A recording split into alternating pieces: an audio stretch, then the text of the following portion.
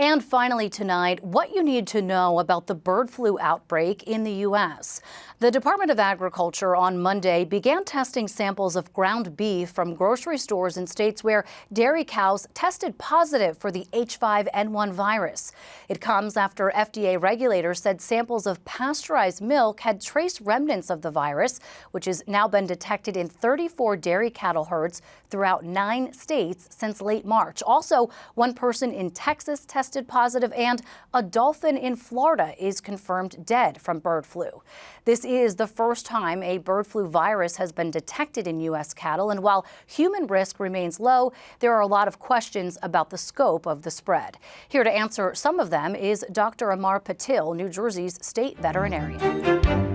Dr. Patil, thanks so much for joining me on the show. Let's just put on the record that there are no outbreaks confirmed in New Jersey of bird flu, but what's the risk to the general public here? So the risk to general public is right now very low, according to the federal agencies. So as you pointed out, there are no outbreaks of bird flu currently in New Jersey, either in poultry or cattle that we know of.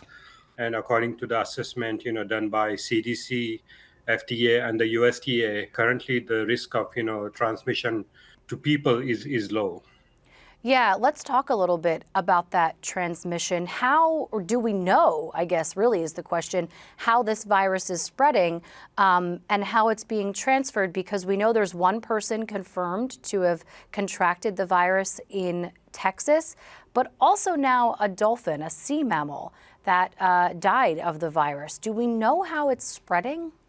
So the virus is spreading in wild through migratory birds. They basically come in contact with domestic poultry or wild animals such as wild mammals out there, like foxes, etc.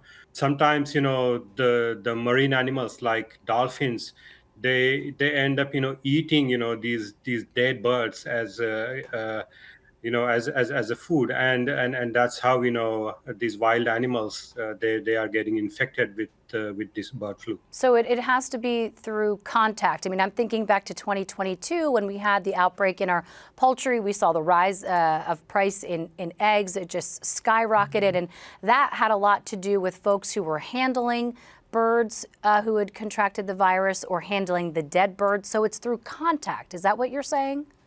So in poultry, there is definitely direct contact as well as indirect means of spread of the virus.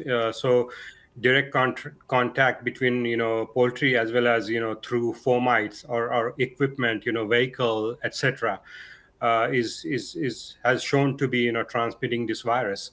And so I think the question on a lot of folks' minds is generally, is it safe for me to drink the milk or eat the beef that I'm buying from the grocery store? What can you tell us about that?